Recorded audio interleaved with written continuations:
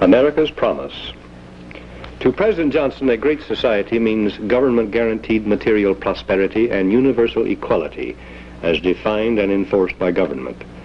To the American Founding Fathers, a great society meant a political system which left people free to follow their own destinies with God's help.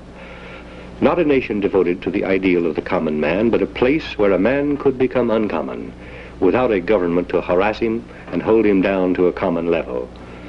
America was founded and built into the greatest nation of all times by men who established a constitutional system of limited government to guarantee personal freedom, by men who, firm in their faith in God, spoke with divine authority when they said to their own government, "Thou shalt not abridge these freedoms which God has given us.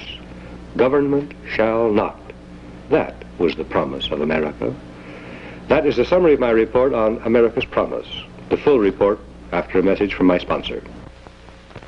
To President Lyndon B. Johnson, a great society means government-provided housing, government-guaranteed medical care, government-financed education, government-stabilized agriculture, government-subsidized arts, government-controlled industry, government-regulated jobs, government-created material prosperity, and universal equality as defined and enforced by government.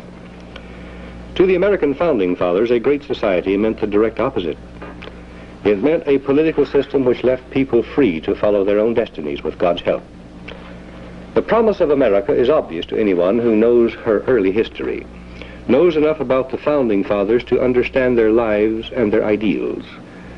But the teeming millions from Europe who glutted our eastern ports of entry and pushed across the continent to the Pacific in the 19th century, they, for the most part, were ignorant of the details of American history. What was the promise of America to them?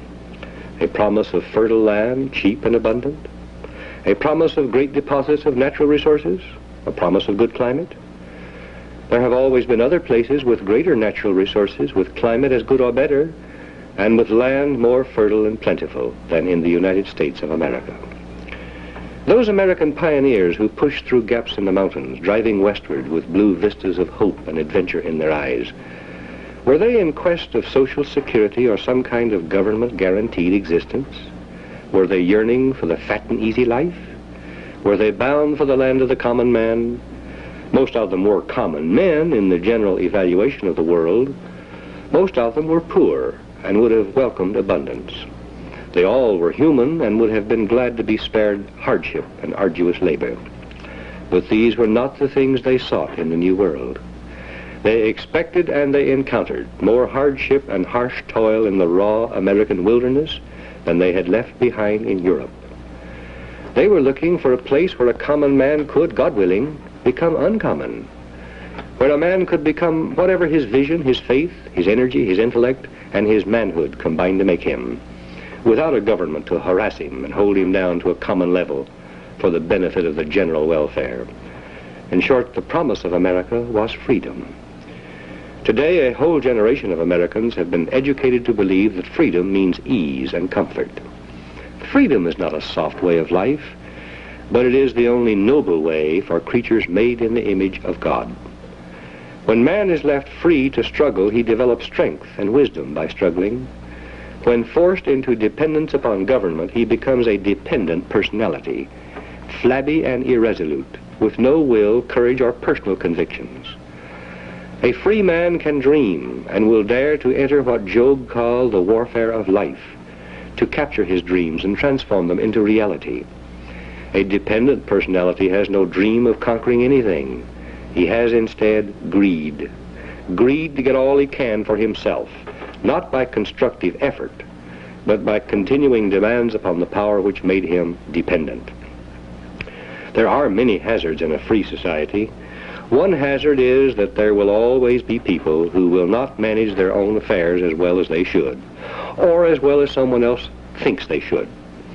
But when you start passing laws to force people to do all the things that someone else thinks good for them, you are headed for a slave society.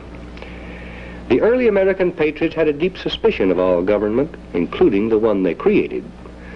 They knew that the worst threat to a man's life, liberty, and property is the government under which he lives. They knew that all governments will, if permitted, waste the labors of the people, and ultimately enslave the people, always under the pretense of taking care of the people. Modern liberals are not suspicious of government. They worship government. They want to set government up as a kind of big brother deity to look after us and run our lives for us. Modern liberals presume that you, an individual, if left to your own devices and resources, do not have enough decency, ability, or good sense to educate your own children, provide your own housing, prepare for your own future, or help a neighbor in desperate need. Therefore, liberals want laws which will force you to do all things that liberals think you should do. They take money away from you and put it in a big federal pot, on the presumption that politicians and bureaucrats will make better use of your money than you would. But remember, politicians and bureaucrats are themselves individuals.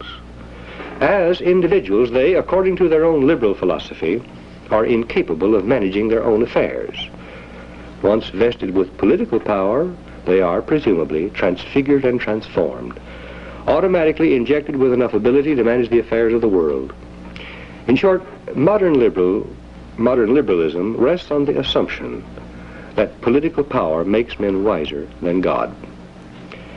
As philosophies of government, modern liberalism, communism, and fascism are all essentially the same.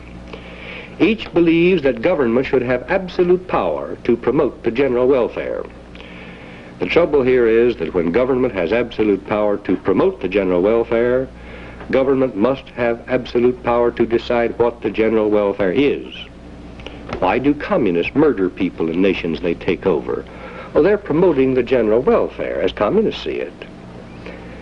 The welfare state, with the usual trappings of government price controls, government fixed minimum wages, government subsidies, government relief for the poor, and government pensions, was tried out in ancient Babylon, ancient Greece, ancient Rome, in Mussolini's Italy, in Hitler's Germany, and in all communist countries.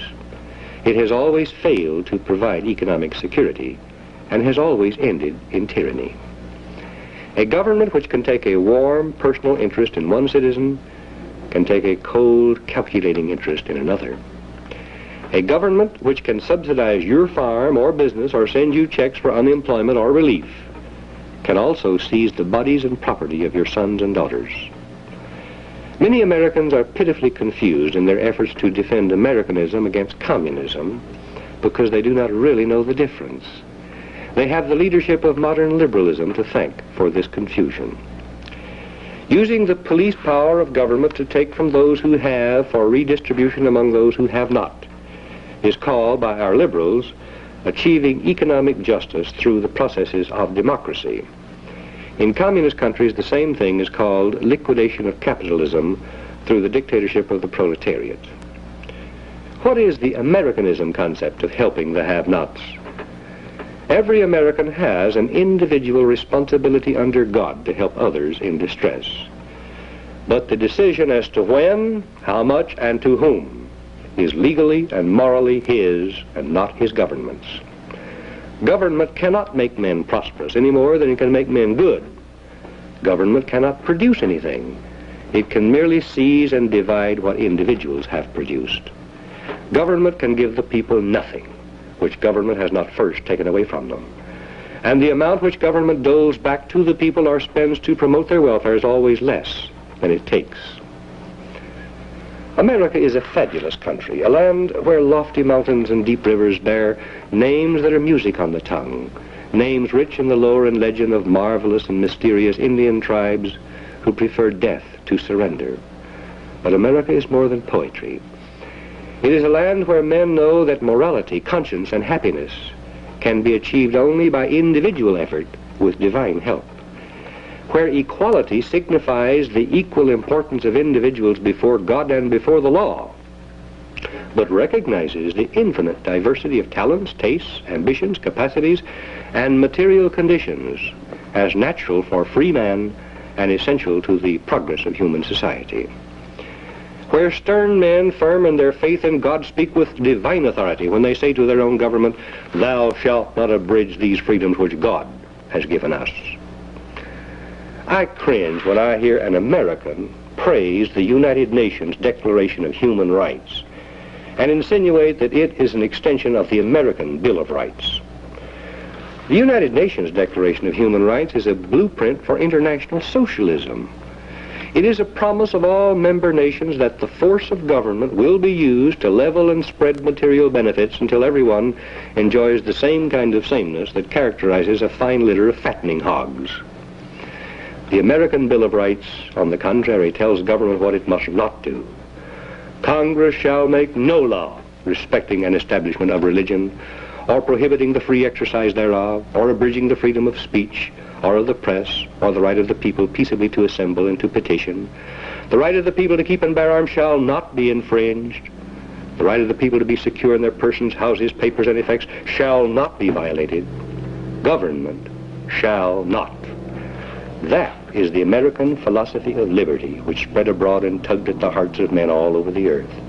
That was the promise of America. This is the 10th anniversary broadcast of the Dan Smoot Report. It is a revision of the first broadcast I made in this series 10 years ago. On this 10th anniversary of my broadcast, I have given you a brief of America's promise, my original broadcast, because I cherish a great truth expressed by George Mason, one of our founding fathers. George Mason said, "No free government or the blessings of liberty can be preserved to any people but by a frequent recurrence to fundamental principles." That is why through the years I recur to the fundamental principles that form the bedrock of our society.